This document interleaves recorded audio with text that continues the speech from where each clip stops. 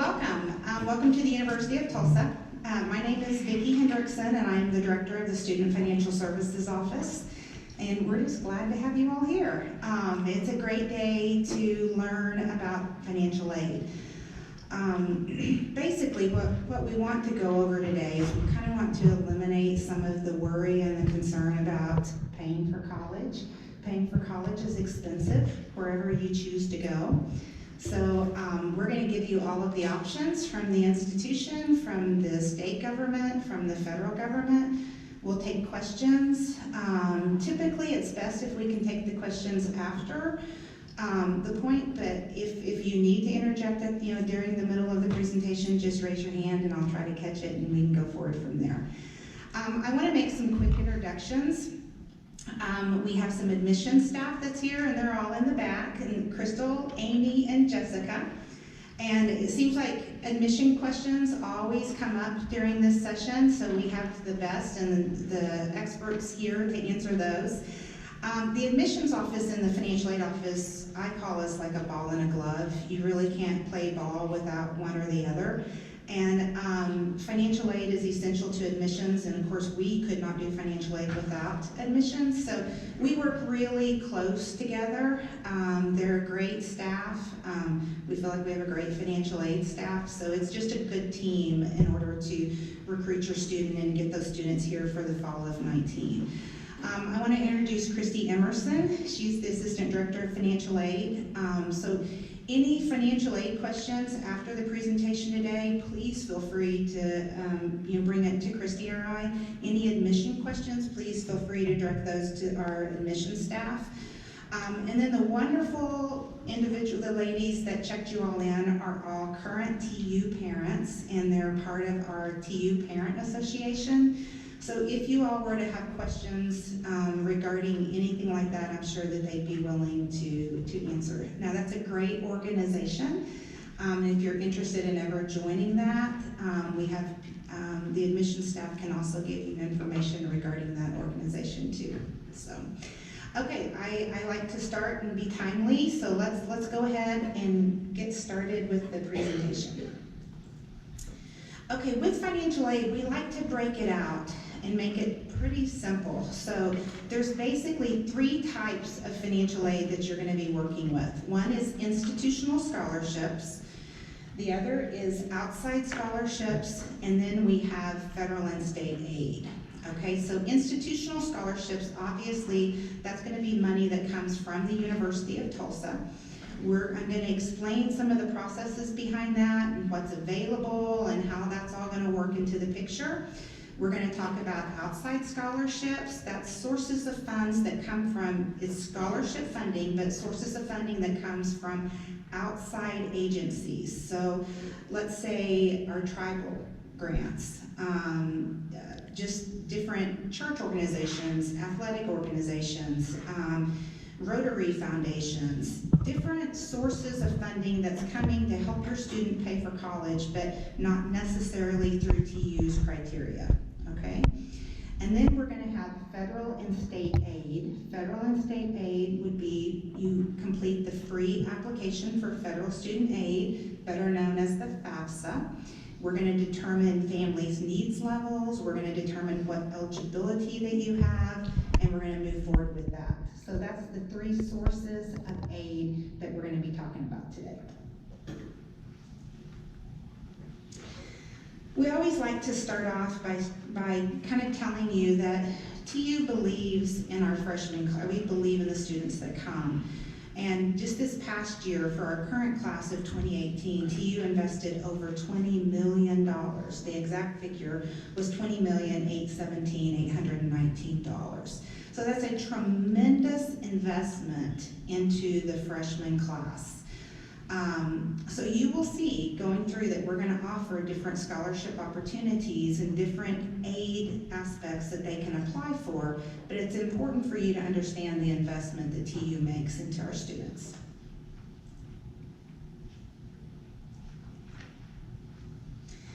Okay, so our most prominent scholarship would probably be our presidential scholarship. And And it's for just the top echelon of students that make application with those. It's, although it's not reserved just for National Merit Finalists, it's reserved for a top percentage of the class. And so there is a separate application that's due for this particular scholarship. Your admission counselor will work very closely with students that have eligibility for this, and we'll encourage them as to when the deadline is, but the actual deadline is January the 15th. And it, like I said, it is a separate application, and they have separate requirements for that particular scholarship. It is a full tuition, room, and board scholarship. Now that there are limited numbers, this past year we offered, I think it was around 34 scholarships, and I believe we had in excess of 300 to 400 students that applied for it. So it kind of, I give you those numbers just to show you how competitive the scholarship is. But we do encourage students to apply for it because it is quite a prestigious award.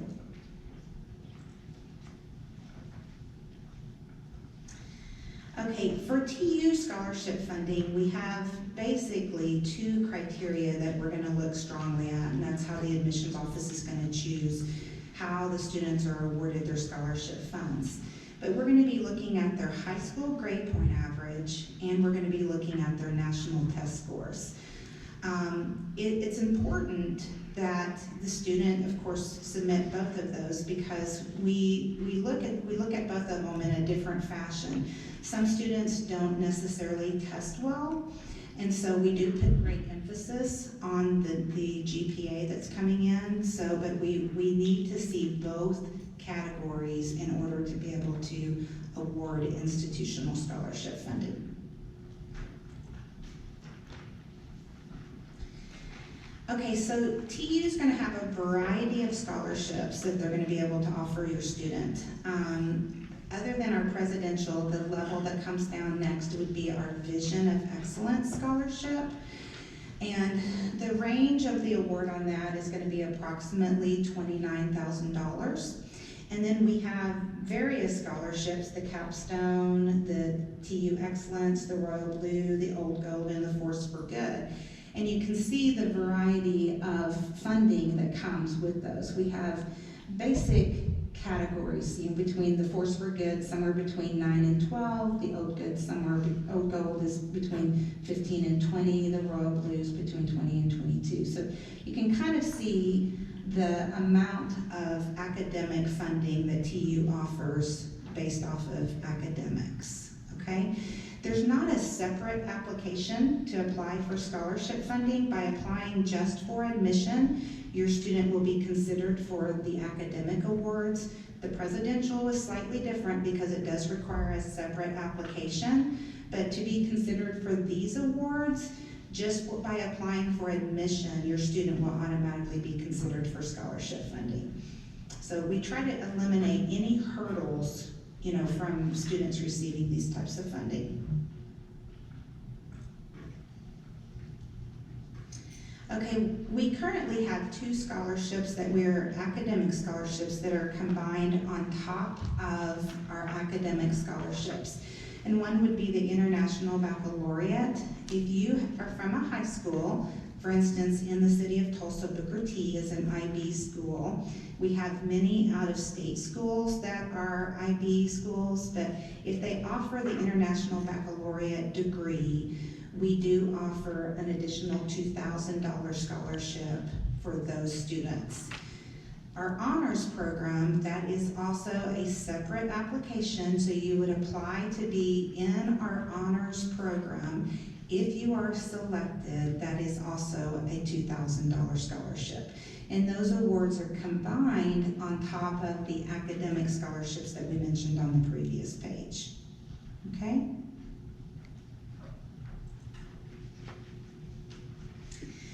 TU also has talent-based awards.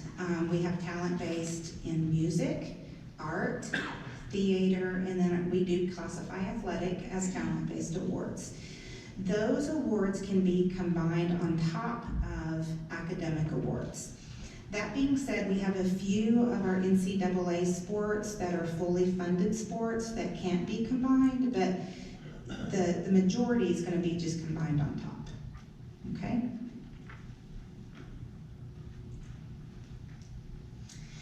Now then, in addition to our academic-based funding, we have what's called need-based funding, the TU grant. And by completing the free application for federal student aid, or the Fafsa, depending on where your family's need level falls, we can combine TU grant funding on top of the academic money that we've just talked about. If you don't complete the FAFSA, then there's no chance that you'll ever get the TU grant. So it is completely based off of need levels. Just because you complete the FAFSA does not mean that you'll automatically get a TU grant also. It's going to be dependent upon family income, where that need falls, as to what the university can do to help you with grant funding, okay?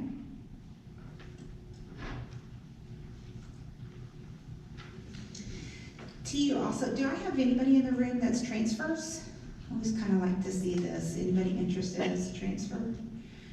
Okay, well, we do have transfer scholarships and highly encourage students from, various institutes, community colleges, regional colleges, if they want to transfer in. We have some very lucrative transfer scholarships. So if anyone's interested in that, reach out to us and we can sure explain that. Okay, so let's talk a little bit about outside scholarship funding. As freshmen, when your student's going to be a freshman in the fall of 19, so currently they're seniors right now in high school. Right now is the time that they should be looking for these outside scholarships. The current myth is that most kids like to wait until January, February, March, and April because that's when the award season is so vital with financial aid. But most outside scholarship applications are being submitted right now. October, November, December, early January. And the committees that are meeting are making those decisions. They may have deadlines of January. They may have a deadline of December 15th. You might see some in February, but they really start winding down right after the beginning of the new calendar year. So I really want to kind of refocus everybody on this particular aspect and really advise your students to kind of get aggressive with these outside scholarship applications right now. I always kind of try to counsel students to treat this like a job. And they're so busy during their senior year that if they just took the time to just sit down and do it when they had the time, they're not going to have a lot of outside applications that they're going to complete. But if you carve out an hour once a week, or even hour and a half, and you do it every Wednesday night, or do it every Sunday afternoon, or whatever works best into your student's calendar, and you just tell them, hey, it's Tuesday night, 7 o'clock, you need to be in there working on outside scholarships. They put it in and they carve it into their schedule. Now then, let's say that they do this for 15 weeks and they've spent an hour on it. So they've invested 15 hours into outside scholarships. Maybe they only get one scholarship, but they end up with a $5,000 scholarship. That's a pretty good hourly wage. It's much more than if they had worked and earned and had taxes taken out, different things like that. So I always tell students, the more you can invest in this, the greater your outcome is going to be. You very rarely have anybody come into your door and knocking on it and say, hey, I want you to complete this application to get this outside scholarship fund. What the student has to do is be the aggressive one looking for those outside scholarships. Every year, I see students that are so productive with this that between what TU has given them, what they're getting from the federal government, and then what they're getting from outside sources, it covers their gap. And so we truly, truly believe in this and want students to apply. Now then, I've just given you a selection of ones that we endorse and we know are good. They're called profiles applications, which means that your student is going to have to go out, complete a profile with this particular company, and submit their application to them. So what they're doing is, I always started out thinking, okay, it's kind of like an hourglass. And the more detailed that they get on their questions that they complete on this profile, the more that hourglass caves in. They're gonna ask them, where do you, geographically, where do you live? Are you male, female? What's your family's need level? What are you wanting to major in? What's your ethnicity? They're just gonna ask a whole truckload of questions at that particular point. And so then as they start getting these outside scholarship applications, they're gonna start sending them to them on this email account, okay? And then the students are gonna say, oh, I qualify for this, I can apply for it. If your parents, if you hear your students saying, oh my word, I'm so overwhelmed, I'm getting way too many applications, there's no way I can complete all of these, I don't even qualify for half of them. You need to advise them to go back in, edit their profile, make that profile a little skinnier so that they're not getting some of those that they're not eligible for, okay? Now then, I would not sign up for all 5 of these profile-driven companies. I would sign up for 1, maybe 2 of them.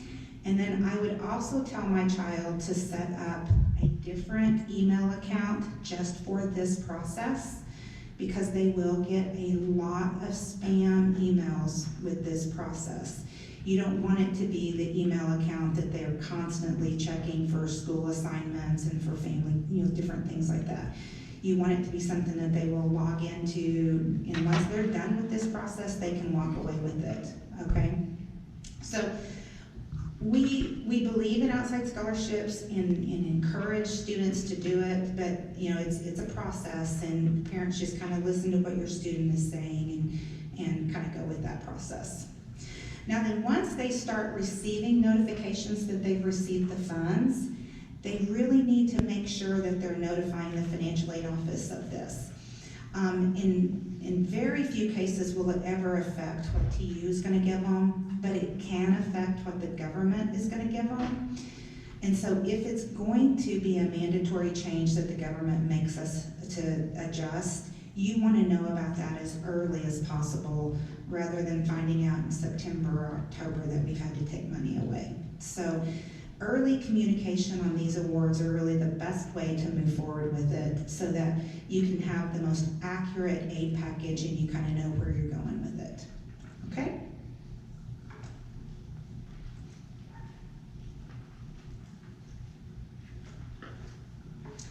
Okay, so we're gonna move now into the section of how do you apply for federal student aid. The application for federal student aid, it's the free application for federal student aid. And I've said it many, many times already, but it's the Fafsa. The first thing that I really want to communicate with you on is it is free. It's through the government. You should never have to pay in order to complete this application. So that means you have to enter it on the government's website, fafsa.gov, okay? Anytime that you're working with the government information, which is FAFSA, it could be student loans, anything like that, you're gonna have a .gov on the end. If you Google this and something comes up under FAFSA and it does not have .gov on the end, do not complete your information on that site. At the end, they're gonna charge you $69, $75, $89, whatever it is, and this is a free application, okay? Now then, the FAFSA is based off of, if you've ever completed it, the government has changed this in the last couple of years, so it's kind of important to understand this detail. But you're gonna complete the FAFSA based off of 2 years taxes ago, okay? The government initiated this thing called prior. The reason they did this was typically parents would come in, they would complete their FAFSA, or they would want to complete their FAFSA, but it was based on income tax information, and they hadn't even filed their income tax return yet. That was going to be in April, but yet you could complete the FAFSA as of January 1st. So the government wised up and said, it'd be much more helpful to the families if we went back 2 years worth of income. So if you're entering in the fall of 2019, The income information for the Fafsa is 2 years prior to 19, so it would be 2017 taxes. The vast majority of you all sitting in here already have your 2017 taxes filed. So it makes it extremely easy for you all to complete the Fafsa. So there's a lot of times we like to kind of question things our government does and just say, what are they thinking? Well, in this particular case, it's kind of like a bravo. They actually did something that's going to help you all and make the process a little bit easier. So kind of remember that 2017 taxes is what you're going to be basing this information on. In order to sign the Fafsa, everything's done online these days, so you log in to the fafsa.gov. Both the parent, one parent, and the student have to have their own sign-in. It's going to be your electronic signature. So you have to go out and create that. You could go out and create it tonight, today. You could get the student's electronic signature and the parent's electronic signature. And you do that at this fsaid.gov site, okay? Now then, parents, that is your unique electronic signature. So if you have multiple children that are applying for the Fafsa this year, or you're going to have a child that comes next year, or different things like that, you're going to use this FSAID on every student that you complete the Fafsa for, because that is your signature for the Fafsa. So you're going to want to, kind of secure this information so that you know where to go back to, and you know what your username is, and you know what your password is, so that you can reuse this every year. The Fafsa is completed on an annual basis, so it's going to be important to keep this in a secure place so that you know where it is. Now then, the student has to have their own signature, so they too are going to go out and sign up for it. So if you have multiple children, they each have their own, and you have your one signature. Does that kind of make sense? Okay. Now then, what we see happen frequently is the student will sit down and complete the Fafsa, and they'll submit it, but then the parent never signed it. Well, that is not a valid Fafsa. We are never allowed to review it, process it, anything. So what we're going to start doing is communicating with the student and saying, hey, listen, we received this rejected Fafsa because we don't have the appropriate signatures. So it's really important that you both sit down and do it at the same time, and that we have a valid student signature and a valid parental signature, okay?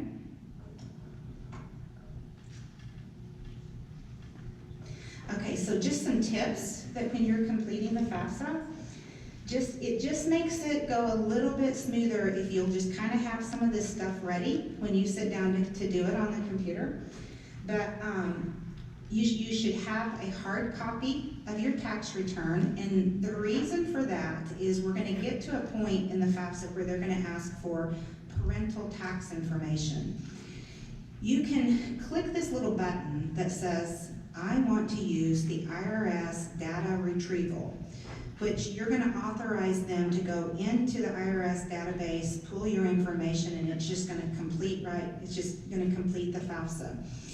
Well, in order to do that, you have to authenticate who you are, because we don't want just anybody being able to go in and retrieve our tax information. So they're going to ask you to type your name and your address exactly as it is on your taxes. Well, we all know we live in a world where we have easts and norths and courts, and everybody types it different. Sometimes they put them in with capitals, sometimes they spell it out, sometimes they put periods. I mean, it's really odd how everybody completes their tax return and puts in their address. You want to put it in exactly the way that it is showing on your tax return, so they can authenticate that it's you. Once they get that, they're going to pull in your information. It's going to fill into the Fafsa. Now then, you're not going to be able to see the numbers that fill in on the Fafsa, because for security reasons, they want to make sure that even though it fills in, if it happens to be somebody that shouldn't be obtaining this information, that they're still not seeing your income numbers. But it's going to guide you through it step by step, and you're going to know at that point that all the information is in there. So it's good to have that on hand so that when you sit down, you're not guessing as to how did we spell out our address on our tax return. If you have it there, you can just type it in. You're going to want to have Social Security numbers for the parents and the student. It's incredibly important that you get these correct, especially on the student's application. The FAFSA is the student's application. If you have multiple children and you happen to put one student's name and the other child's Social Security number, it's going to cause some red tape issues with the government. So just be kind of cautious about your Social Security numbers. You're going to need the student's driver's license number, and then you need information about savings, investments, that type of information that they're going to ask about. And then, of course, you're going to need your user ID, what we just talked about previously. Okay, now then the next chart talks a lot about, can a student be independent, or is the student's parental income going to be needed on the FAFSA? I can probably tell you right now about 99% of the people in this audience, it's going to be the parental income is going to be necessary. So there's just all of these questions. If you can answer yes to any of these questions, then there's a chance, a possibility that your student might be an independent student and parental income does not have to be included. Just to basically talk through these, they have to be 24 years of age, married, an active veteran, receive more than, if they're married, they can have a child that they pay more than half of the support for. They can be an emancipated minor, they could be a homeless minor, or a student that's in legal guardianship. So if you can answer yes to any of those questions, there is a possibility that we can make your student independent. If you cannot answer yes to any of these, then parental income has to be included. So the question that I get the majority of the time is, well, we're not going to claim our daughter, or we're not going to claim our son on the taxes. That's not one of the questions. So if you can still claim them and get the tax deduction, I would suggest you do that, because for financial aid, that just does not make any difference. Okay? Okay, now then, whose income needs to be reported on the FAFSA? And in some families, this can be challenging as to know exactly who to report and who not to report. If parents are married, living in the same income, in the same household, both parental incomes need to be included on the FAFSA. If the parents never married, but they're living in the same household, both parents' income needs to be reported. If a parent is widowed or is single, then the widowed parent is the one that would provide the income. However, if that parent has remarried, then the step-parent's income is to be reported on the FAFSA. Now then, let's talk about situations of divorce. So what the government is going to do in the case of a parents that have divorced, the parent that is providing the most support for the student from July 1st through June 30th of their first year of college is going to be the parent that's income needs to be provided on the FAFSA. So you would not provide mom and dad's income, but you would provide the parent that's providing the most support. And if that parent is remarried, then the step-parent's income is to be reported on the FAFSA. Okay? So this one particular issue probably generates the majority of our questions.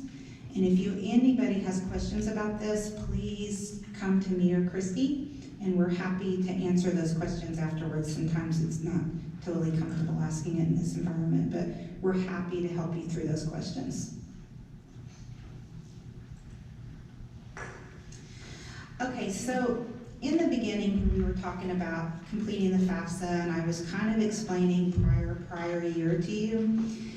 And I said, this works out beautifully. It does work out beautifully for the vast majority of our families, but there are going to be certain situations that it did not work out for your family.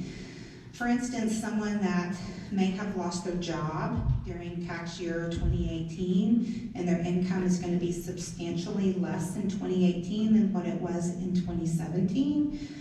Or perhaps someone has had a health issue and they have a lot of health expenses that they've incurred during tax year 2018, enough that they can claim it on their taxes, and that makes a pretty substantial difference on their taxes.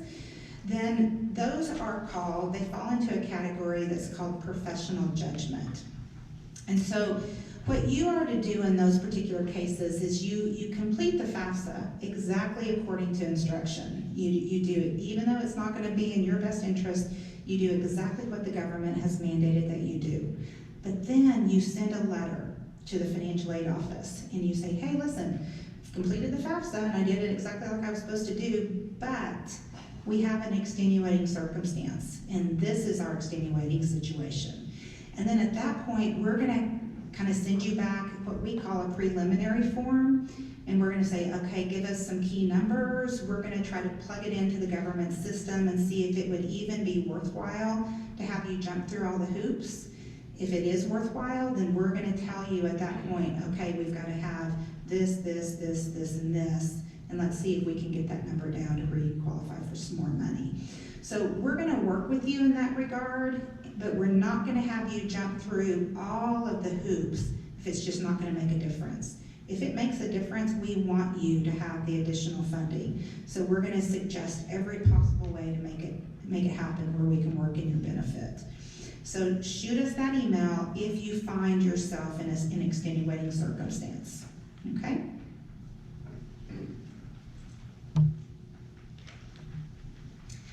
Okay, so this next slide basically just gives you the TU school code number. There's going to be a drop-down box, and so if you happen to lose the PowerPoint presentation, it's not hard to find, but sometimes it's just easier if we can give it to you.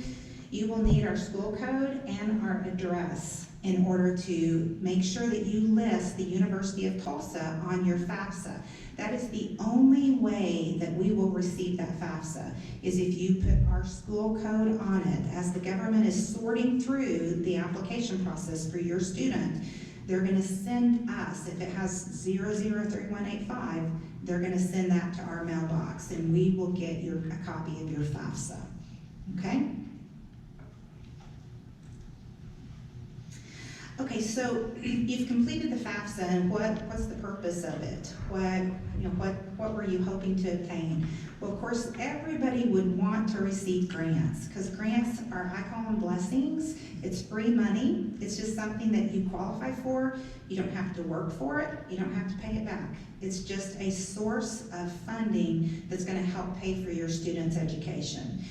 Grants are based off of need, and so depending on the family's need level is going to be if we're going to be able to give you the grant. Now then, what's important for you all to realize is that when we are awarding your student and we're determining the aid that your student can receive, the first thing we look at is to see, do they have eligibility for grants? If they don't have eligibility for grants, the very next thing we're going to look at is, do they have eligibility for work study, and did they say they wanted work study? And if you don't have eligibility or you don't want it, then we move on to student loans, then we move on to parent loans. So a question that we frequently get is we'll send out the award package to you, and the family will call in and will say, I didn't get any grants, but we wanted grants. Would you please go back and see if we qualify for it? Well, we've already looked at it. It's a computer organized thing. It's not going to miss it. It hasn't missed it. And so it's not that we didn't want to give it to you. It's you didn't qualify for it. And a lot of people feel like they should qualify for grants, but the government has a different viewpoint on that. So it's important just to understand the hierarchy of how packages are awarded. A Pell Grant that's a grant that's distributed by the government. The maximum grant this next year is $61.95. That's an annual grant. So they're gonna divide that into two and give half of it for the fall and half of it for the spring. You may not qualify for the full $61.95. You may only qualify for a $2,000 Pell Grant, but it adjusts as your family income goes up. And so the first year you might get a $3,000, and then if your income falls, you may get a $6,000 the second year. So it just kind of depends on where the family income falls with how we determine who gets the Pell Grant. At TU, if you get a Pell Grant, you're going to get an SEOG grant. That's a grant from the federal government also, and it will vary between about $200 and $1,000 depending on eligibility.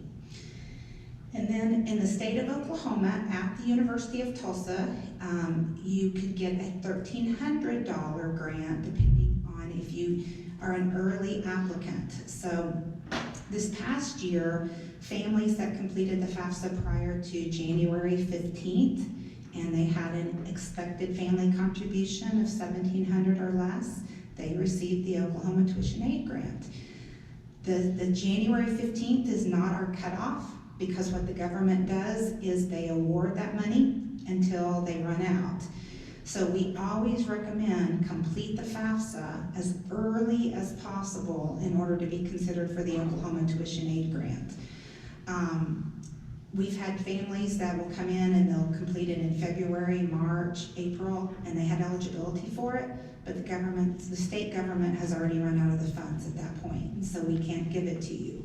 So the earlier that you apply, the better your chances are for some of this funding, okay? Oklahoma Promise, that would be something that your student would have applied for in 8th grade, 9th grade, or 10th grade. And then once you were told that they qualified for it, then they had your student sign a contract that they'll keep their grades up to a certain level, they'll stay drug-free, there's just a kind of a contract that you sign. And then if you meet all that criteria at graduation, then the state says, we promise you this funding. Well, at the University of Tulsa, we get an hourly rate. So this past year, we received $169 per enrolled hours. So it's a nice grant that can just be combined on top of everything else that your student is receiving. And if you are an Oklahoma Promise student, you need to list that on your application, okay?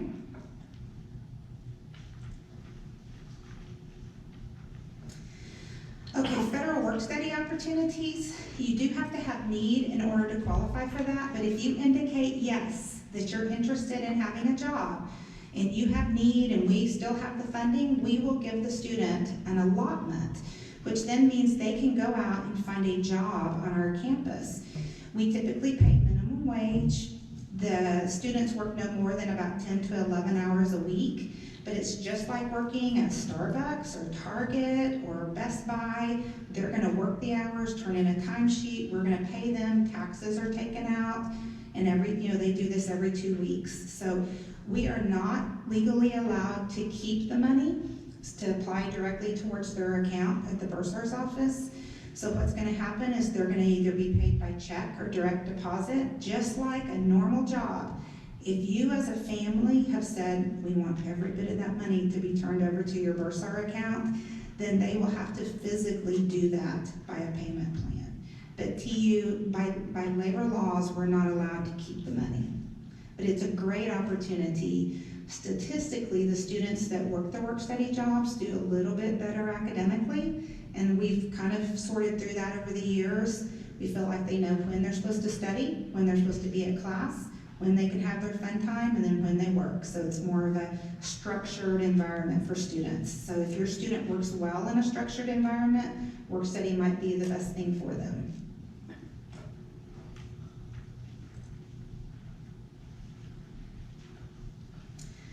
Okay, so then we have student loans. So we've talked about scholarships, we've talked about grants, we've talked about work study, and now we're into the category of student loans.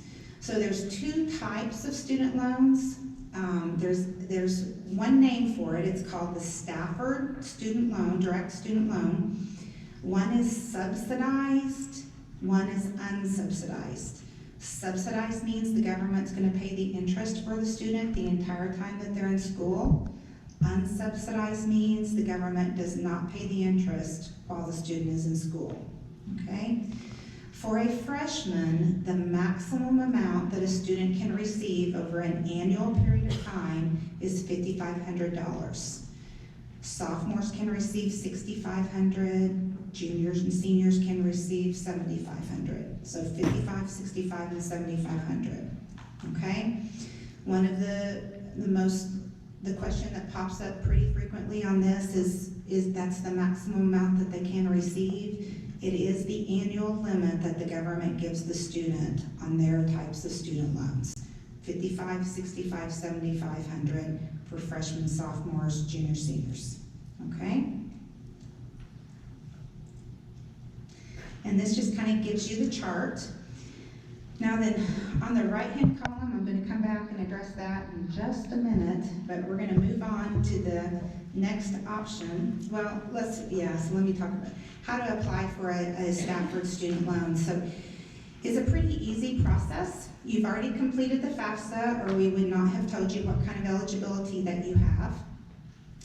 And we're going to tell the student you have eligibility for this much on a subsidized, this much on an unsubsidized.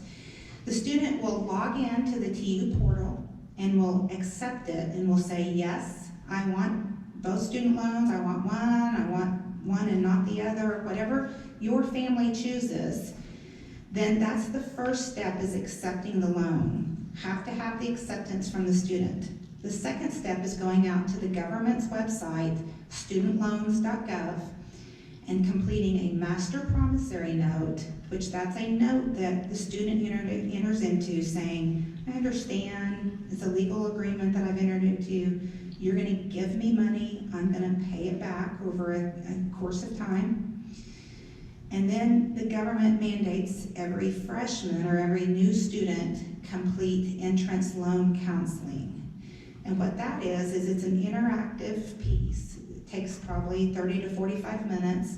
They're gonna ask questions, they're gonna read some paragraphs, they're gonna answer, they're gonna read some more stuff, very interactive, and they're gonna talk to them about the responsibilities of paying back student loans. So all three of those steps have to happen before loan money can come in. Once all three steps are accomplished, if they're accomplished prior to the first day of class, that money will be there the first day of class. Half of the disbursements for the fall, half of the disbursements for spring. Okay?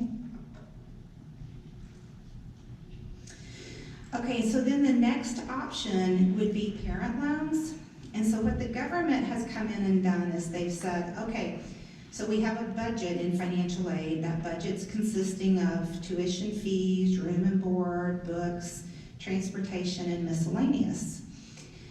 And there's just that top number. So then they tell the financial aid office, okay, subtract out scholarships, subtract out all types of grant funding, work studies, student loans, and then whatever the difference is the amount of money that a parent can borrow on a parent loan. So then as parents, if you want that, then you can go out and apply for it. This is the only loan in the government's system, the Parent Plus loan, that is based off of any type of credit. And so they're gonna go in, and it's not credit like what we have to when we're applying for a house or maybe even a car, but they're gonna look at, do you have any slow pays or no pays? And if they don't find any of that, they're gonna approve it. They don't look at, do you have enough income to pay it? They don't look at anything like that. They're looking at the sheer raw data of, do you have slow pays or no pays?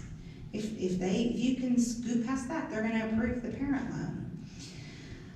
If the parent loan is denied, then at that point, you can say, I don't want the government to look any further at this, I just wanna move forward with it, and your student can get additional loan funds in their name. And this was the chart that we were talking about, the one on the right. So instead of a maximum of $5,500, they can have a maximum of $9,500 as a freshman. The additional $4,000 would come in an unsubsidized loan, the one that the government does not pay the interest on. but then at that point, the student would be maxed out on what the government would allow them to have. So we do have to have a parent loan on file that has been denied before we can give the additional loan funds.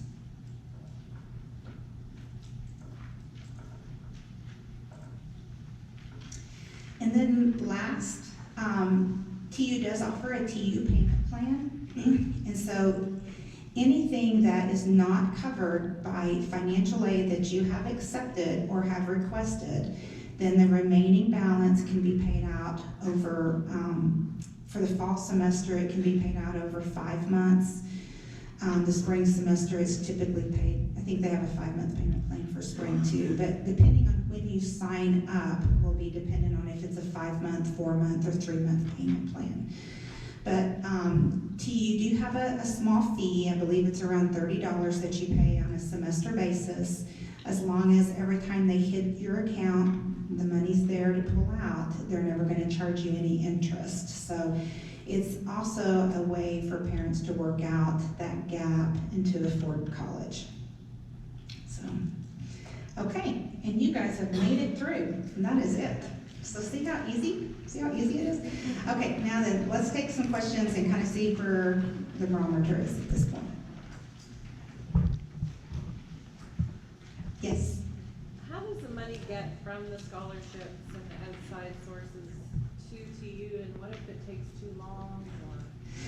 Okay, the question was from an outside source. If it were an outside scholarship, how does the money get to TU? And typically that outside source is going to give you very detailed instructions as to, does TU need to provide an invoice? Does the student need to provide proof of enrollment? Does the student just need to indicate who the school is and what the address is? And so they will send the money to the financial aid office, and then we will apply it on the aid screen, and then it gets pulled over to the bursar account. The second part of your question was what if it just comes in too late? It's always good to keep in great communication between the financial aid office and the bursar's office so that they know that that money is forthcoming. It can be a little problematic with payment options, but the business office is really good to work with you through those things. Thank you. Yes?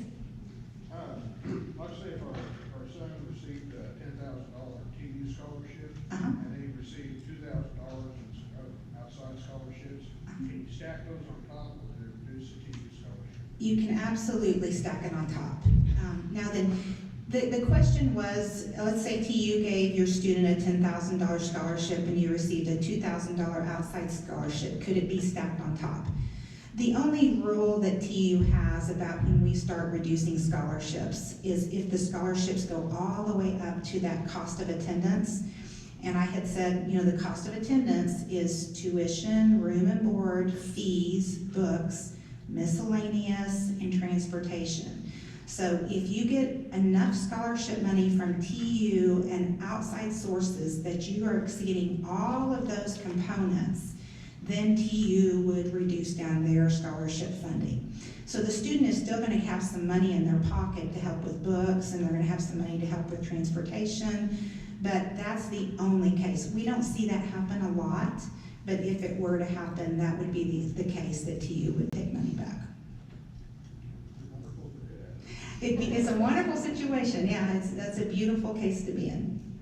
Yes? Okay, so under the talent-based scholarship, what's the student manager program?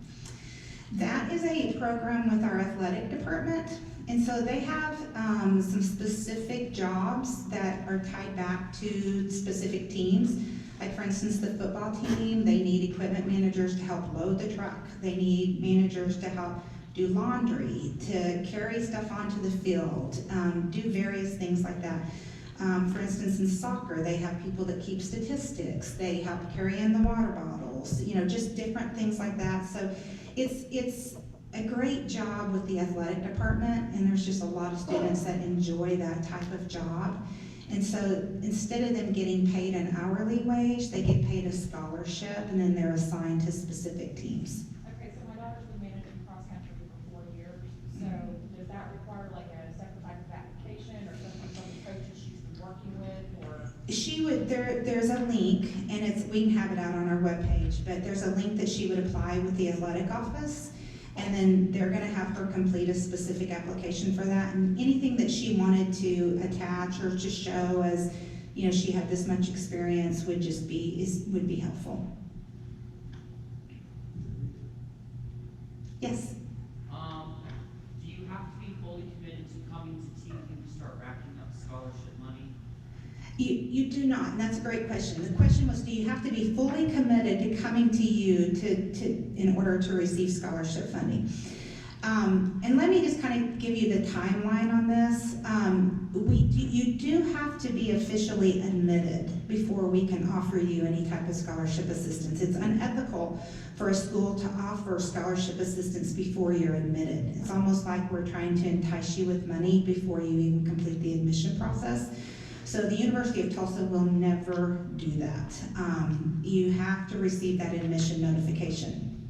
But then after that, you do not have to be enrolled in order to receive scholarship assistance. So once you're admitted, the next step in the process is telling to you that, yes, I want to come. It's your intent to enroll. And you'll get this in your admission packet. But once you turn in that intent to enroll, that's you're saying, I want to schedule an appointment with an academic advisor to enroll in class. From the point of admission on is when you'll start hearing about financial aid. You'll start hearing about scholarship offers. Typically, the admit packet is going to include, if your student receives a scholarship, it's going to include the scholarship offer in the admit packet. That's going to happen generally sometime in December. The federal aid offers typically do not come out until January. So you'll know what your scholarship offer is as soon as you start getting your admit packet, but federal aid starts in January and then goes to a rolling basis depending on when you complete the file. Okay? Kind of as a follow-up to that then, so do they have to be admitted then before they start filing for these other types of scholarships, like the president, the manager one, whatever? Yes, they have to, and you can go ahead and submit like the presidential application even if you don't have your admit package, but you won't be considered for the scholarship until the admissions is completely finished. And there's a deadline Monday, right? I was thinking my daughter was saying that she has something else due Monday. Hey, admissions, is there a deadline Monday? The application fee waiver deadline, so you start the application before October 15th, your $50 application fee is waived. But that does not mean the application has to be complete. You have to start. Okay, so what they're saying is there's a fee waiver if you have it completed, but if you miss the deadline on Monday, you can still submit additional documentation for admissions. I thought I saw a hand, yes. Yeah, the question is probably I have this for your presentation. I heard that for the EU scholarship that you don't need to specifically apply any type of them. And then for the next one, for the outside sources, you do need that one. And what is other scholarship or program that students need to do other than this?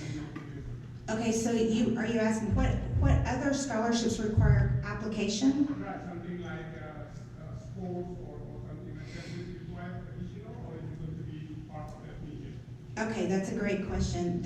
So let's talk about that. The presidential requires a separate application. The honors program requires a separate application. Any outside scholarship, which would be something from outside the walls of TU, Rotary Foundation, tribals, outside Green Country Soccer Clubs, different things like that. That's going to require a separate application. Now then, for talent-based awards, and we talked specifically about those, they are going to require sometimes auditions, portfolios, communication and tapes with coaches. So if you have a music student, or you have an art student, or you have a theater student, they are going to have very specific audition dates. Now then, the admission counselor that you're working with will communicate all of these. If your student has indicated that they're interested in auditioning for music, or they're interested in auditioning for theater, or they want to submit a portfolio for art, your admission counselor is going to be reaching out to them, but your student needs to make sure and communicate back to your admission counselor their desire and their wanting to audition or submit something for these. So the talent-based will require something additional, and make sure that you're on the same page with the admission counselor so that they can get you on track for those. Does that answer your question? Yes. Good. Yes?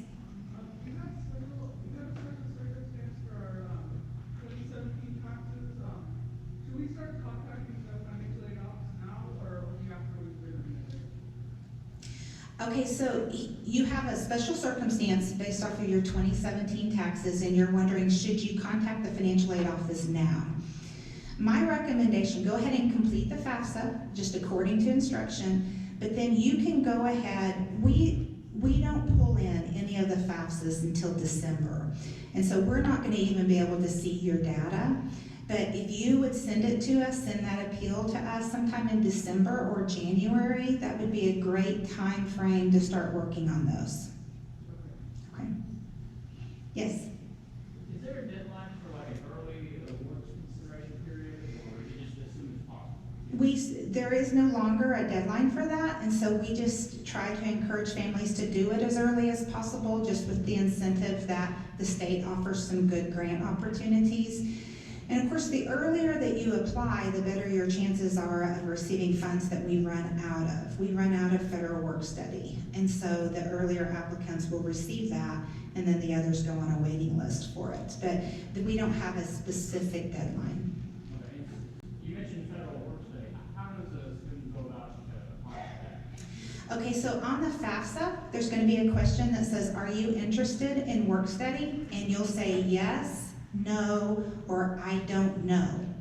The only way that your student will get the work study is if they say yes.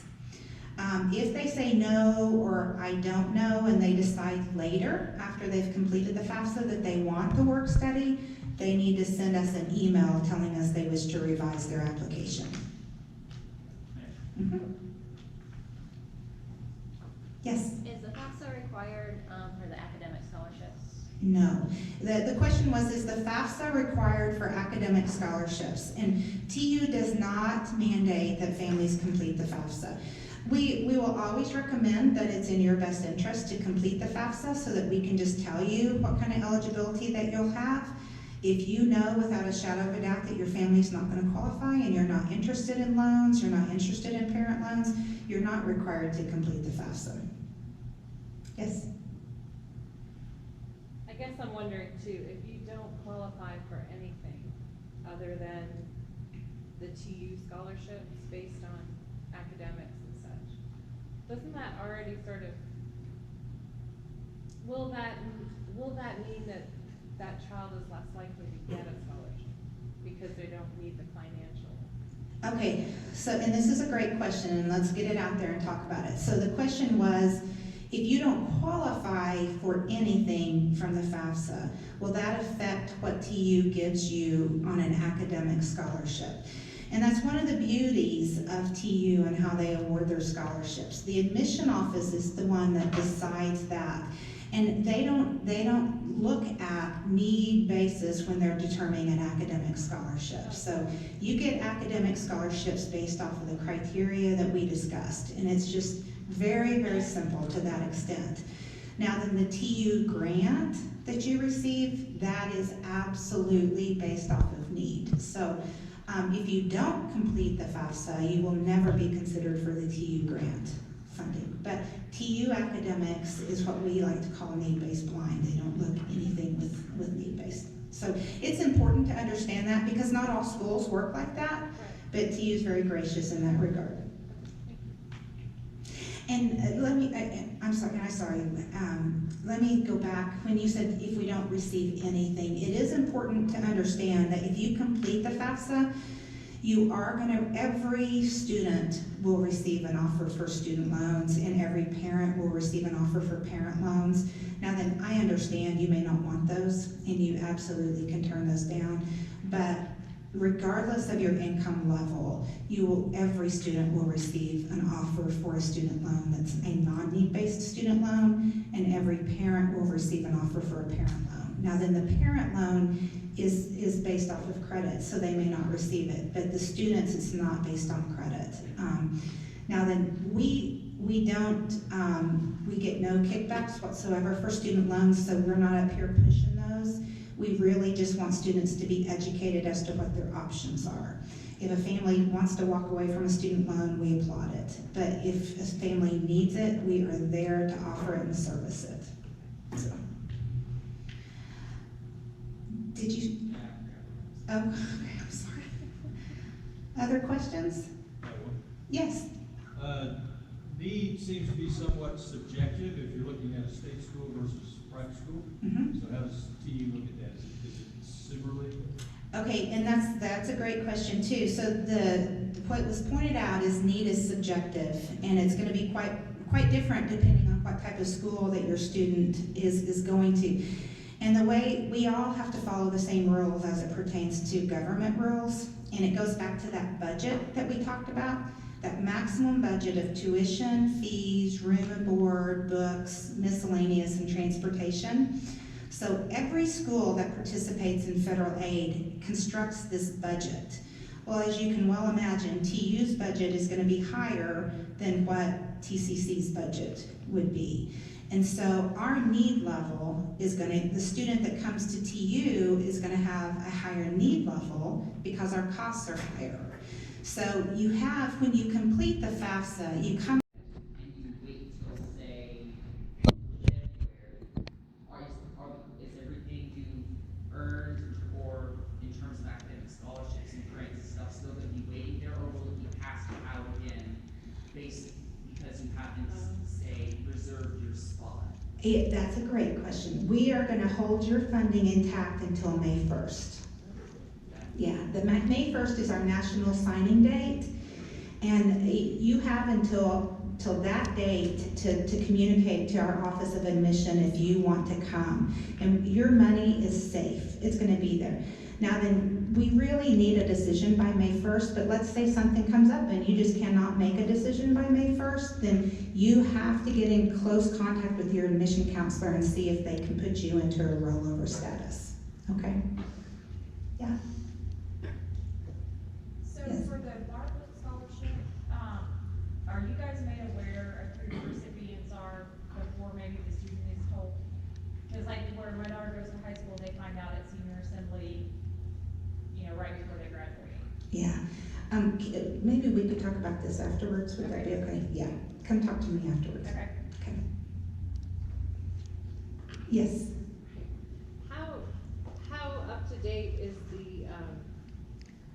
is your website? Because already there's one of these big ones that's saying it's not available after this year. Which one? The first one. The 29,000? It's not available after. The Vision of Excellence? Yeah. Well, we have two visions. And so we have the Vision Scholarship and then we have the Vision of Excellence. And the Vision of Excellence is the new award that's moving forward. Okay.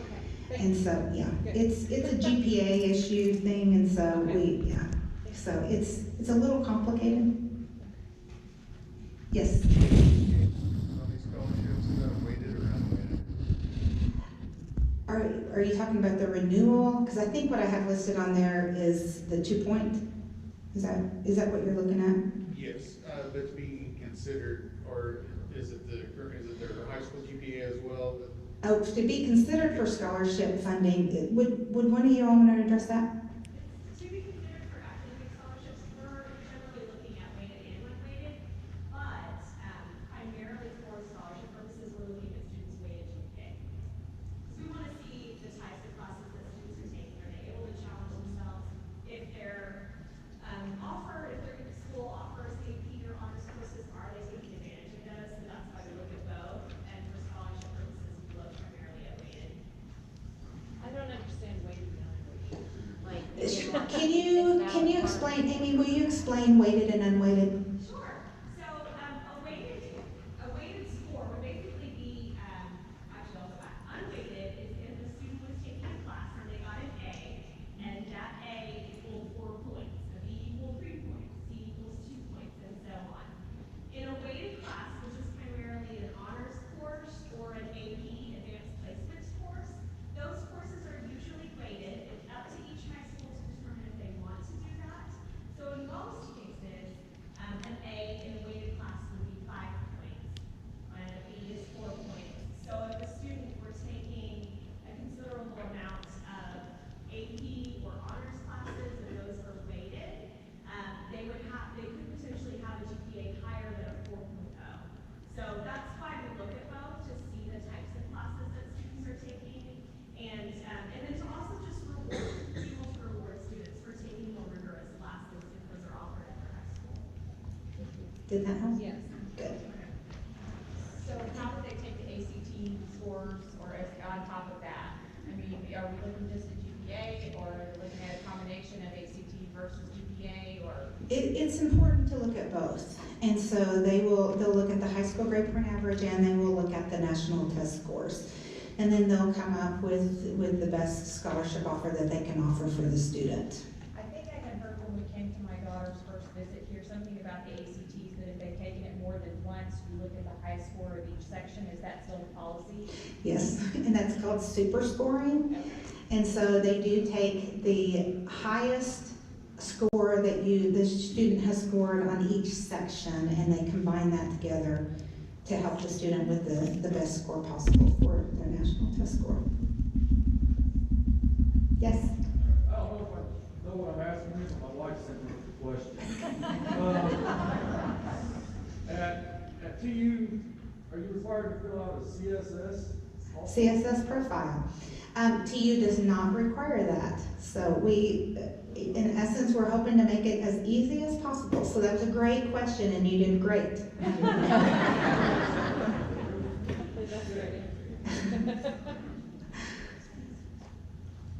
Other questions? When is the fees, tuition, all that stuff, when is that due? Like, do we get like an email?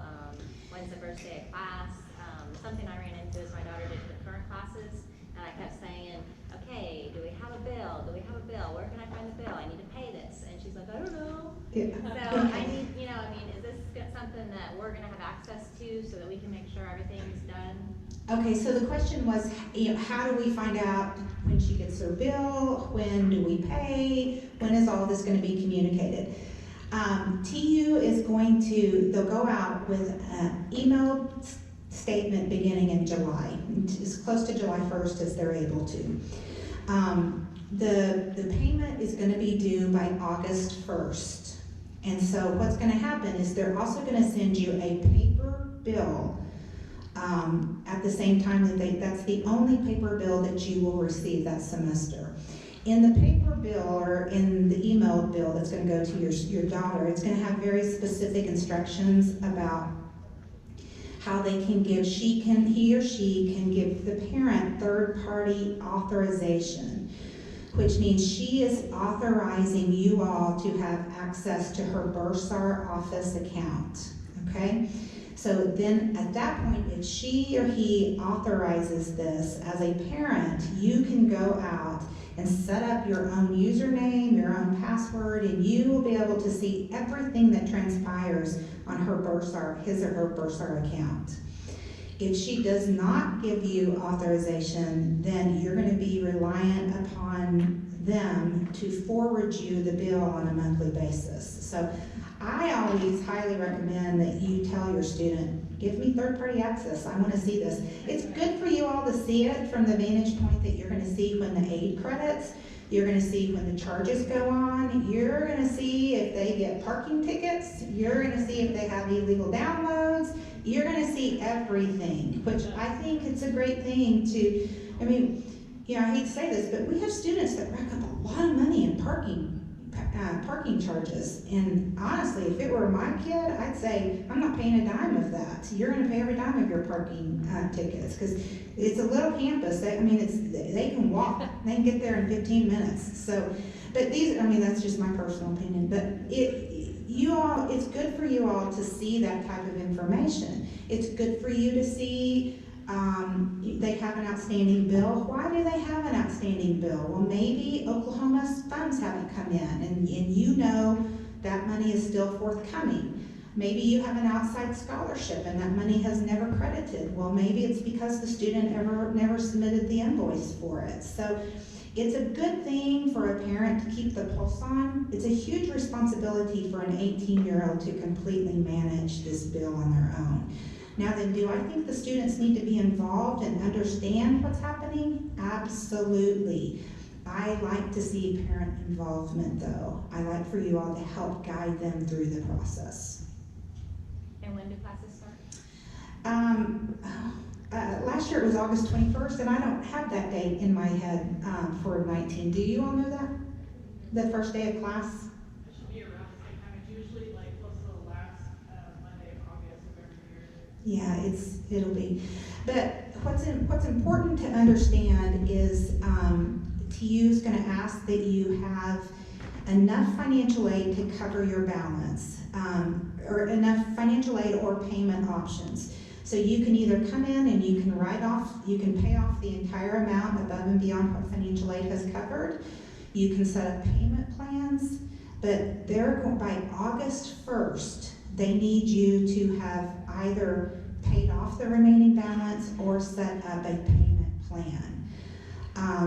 TU is going to start contacting you if they're not seeing that, because if you choose just to avoid it and not make the payment plan, or not to work out financial aid, or not to pay off the balance, then they typically start making adjustments with enrollment. So it's something that it comes with enrolling in college. It's just the responsibility, the financial responsibility of it.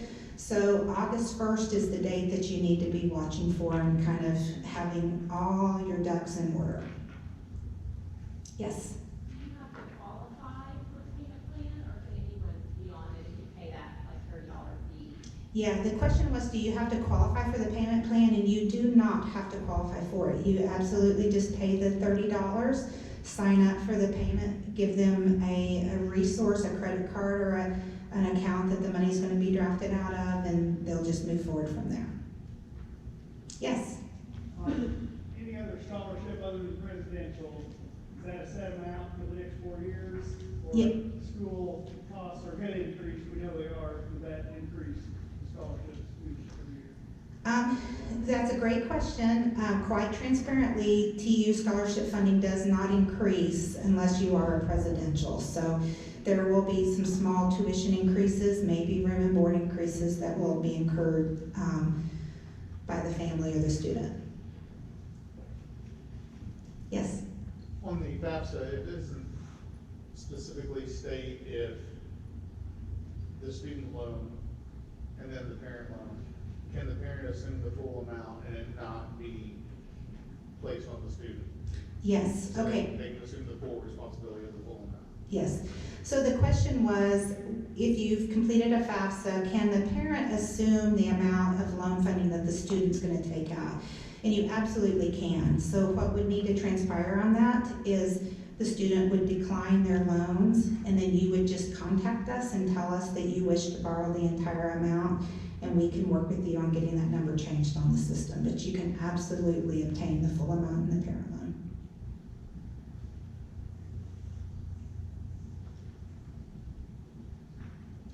You all had some great questions. I guess I have one more. Yes. Okay, so the student fills out the application.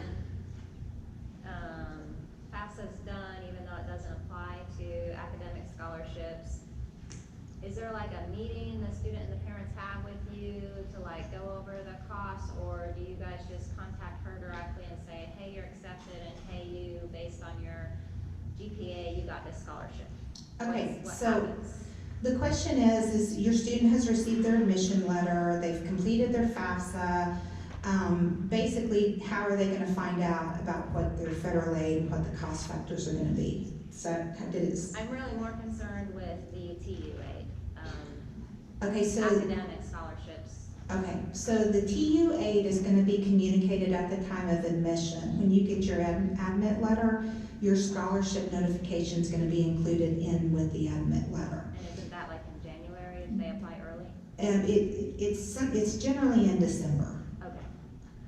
Now then, from a federal aid perspective, what's gonna happen is we are then gonna send out federal aid notifications probably in late January. We're gonna do it by email and we're gonna do it by paper. And so the reason for that is students are really good to open up their emails, but they're not good to share it with their parents.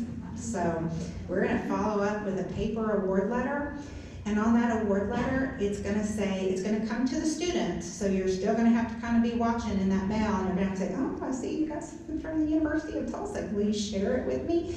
And then you're gonna open it up and it's gonna have all of the costs outlined, and it's gonna say our tuition is this is our estimated fees, this is our estimated room and board.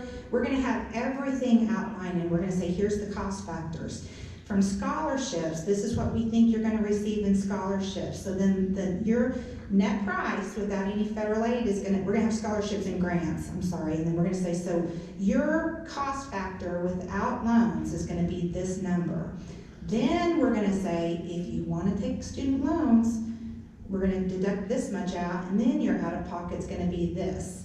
Then if you're interested in work study and parent loans, this is your opportunities, and that can wipe out the rest of the figures. So our intent is to be very transparent with you as families and to tell you at all opportunities what your out-of-pocket cost is gonna be. We don't wanna get fuzzy, we don't wanna have fuzzy numbers, we want you all to fully understand the financial commitment behind this.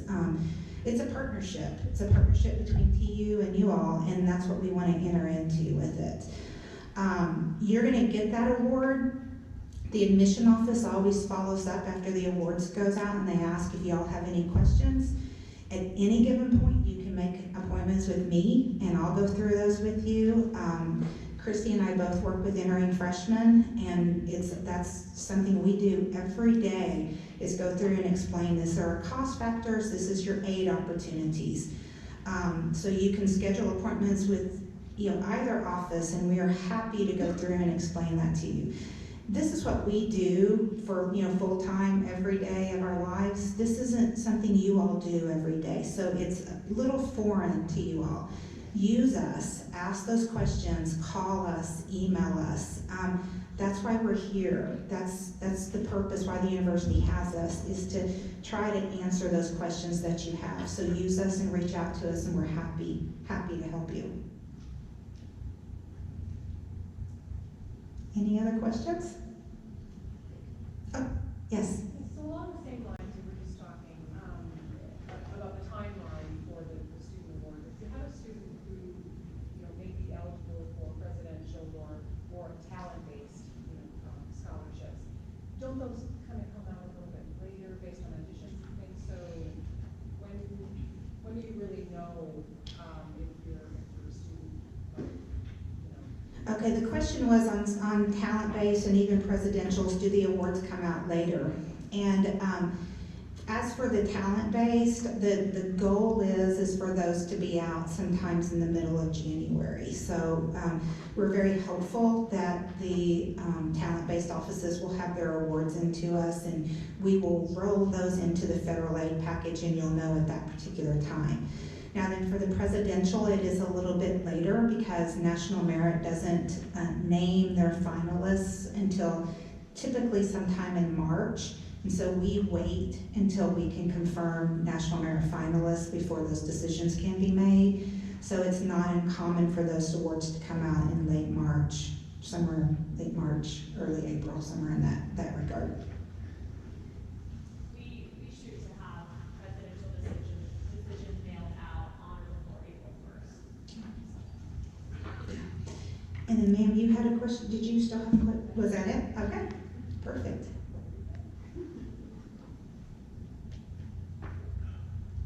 Okay. Well, we will all be available, like I said, admissions is gonna be back in that corner, Christi and I will kind of be up here. Financial aid questions, admissions questions, please come to us with anything that you have. You've been delightful. We would love to have your student come in the fall of 19. Let us see how we can make it work. Thank you. Thank you.